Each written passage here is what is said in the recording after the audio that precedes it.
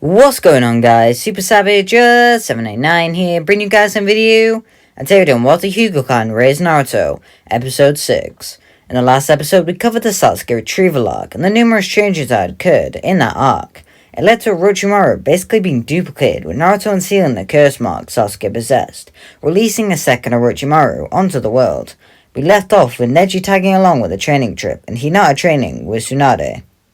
Naruto and Neji's training would definitely be interesting. With Naruto being so intelligent and determined, his training may be more beneficial, especially with Neji there with him. It makes his training in the Gentle Fist that much more beneficial, on par with that of the Hyuga Elite. Also means that Neji becomes more proficient in it, which is good since he already was pretty skilled in it.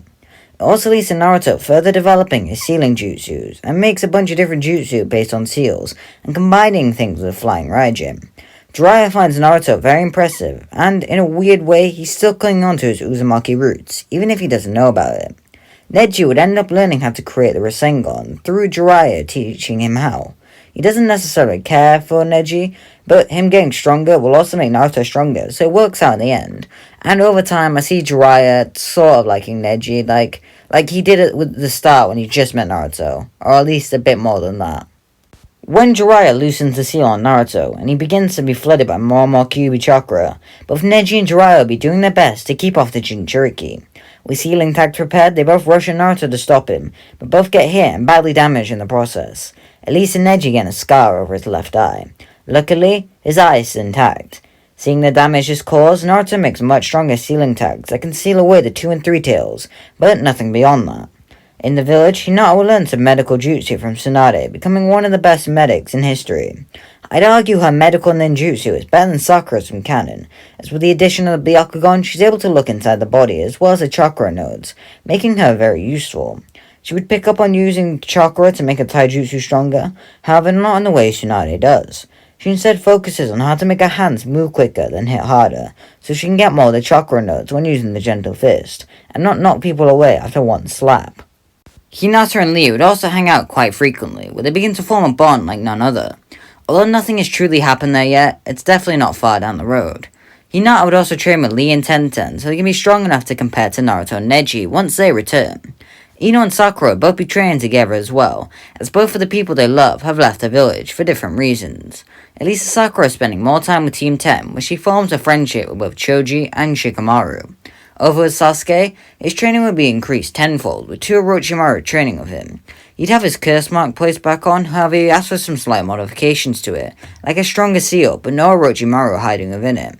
I'd say Sasuke is 50% more stronger after a time skip, due to 2 training partners, who are both Sanin. Regarding the Orochimarus, they wouldn't be buddy-buddy. They both want Sasuke's body, and they know that the other one will pose a threat for them when the time comes.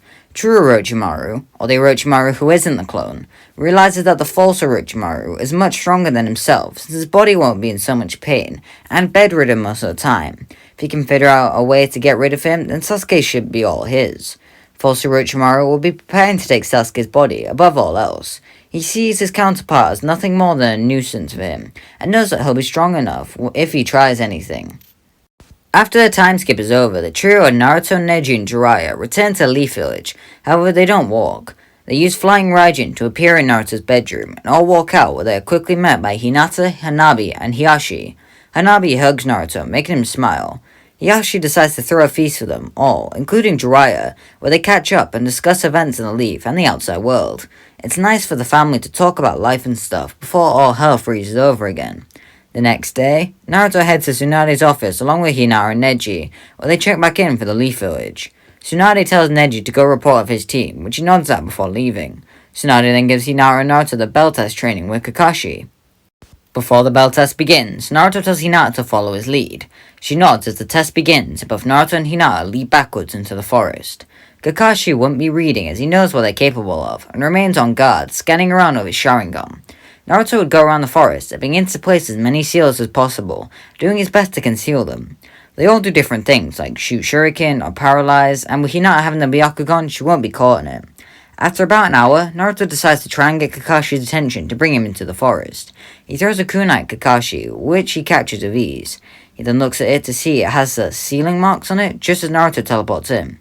He places a hand on Kakashi and teleports the duo into the forest. Then, he teleports Hinata, leaving Kakashi alone.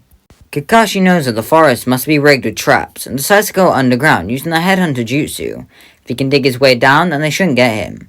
With her Byakugan, Hinata sees this and tells Naruto, who teleports to Kakashi underground with her Rasengan in hand.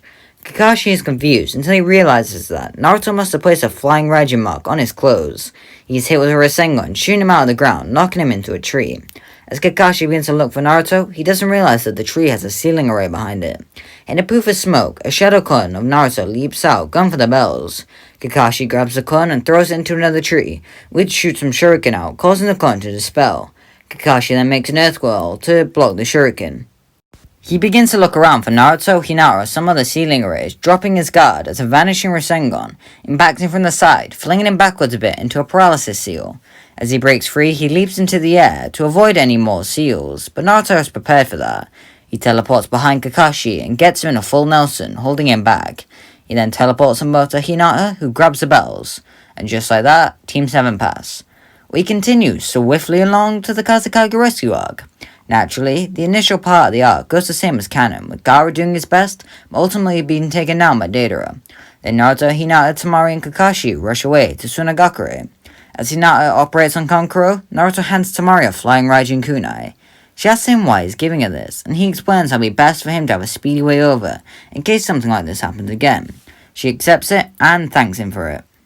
Team 7 end up adopting Chiyo and keep moving. They end up running to the 30% Itachi clone, where Naruto would make sure not to get caught in Genjutsu by keeping his chakra streamlined, as best he can anyways with Jinchuriki. He attacks Itachi with a Rasengan that the false Uchiha catches, holding back the spiraling chakra.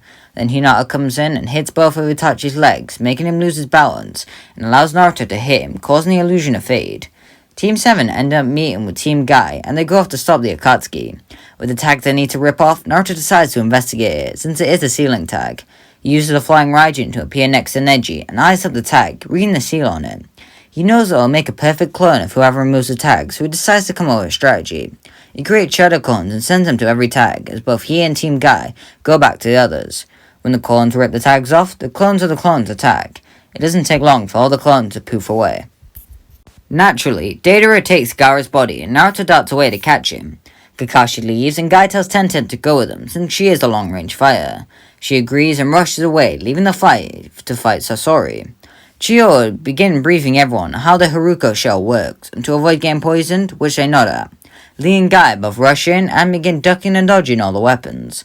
Hinata and Neji use their Byakugan to see inside the Haruko shell, but can only see a slight mass of chakra. It really freaks him out. Guy kicks a Haruko shell into the air, and Lee follows up by smashing it. It reveals Sasori's actual body as he shoots some flames at Lee, which Hinata does her best to tank, leaping at Lee and tackling him mid-air. Sasori whips out his third Kazekage puppet, and then begins to use his Iron Sand. Might Guy goes into his sixth gate, telling Neji to keep everyone safe. He agrees and rushes over to Lee, Hinata, and Chiyo. He begins to use the rotation, blocking Iron Sand that gets close to them. Guy is able to dodge all the Iron Sand with swift fighting style, and effortlessly gets to the Kazekage puppet, which he breaks in half with a powerful kick. Sasori whips out his 100 puppets, calling it his ultimate jutsu. The others all plan to come out, but Guy gestures for them not to do it.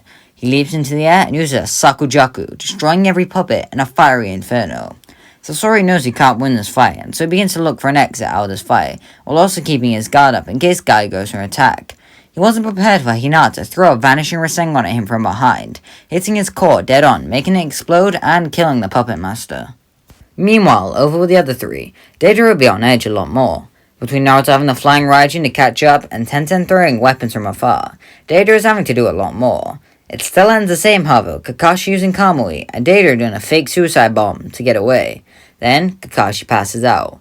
And that's going to be him. Make sure to like and subscribe and comment down below to subscribe to the next episode. If you're liking this series, make sure you hit the like button, as it really does help. And does support my channel. It lets me know you guys like this kind of content, and yeah. Let me know what you think of Naruto becoming a sealing expert. Some people didn't think it made much sense. I think it made perfect sense, as, you know, it works in his character. and people always do like a flying Raijin story. And yeah, bye!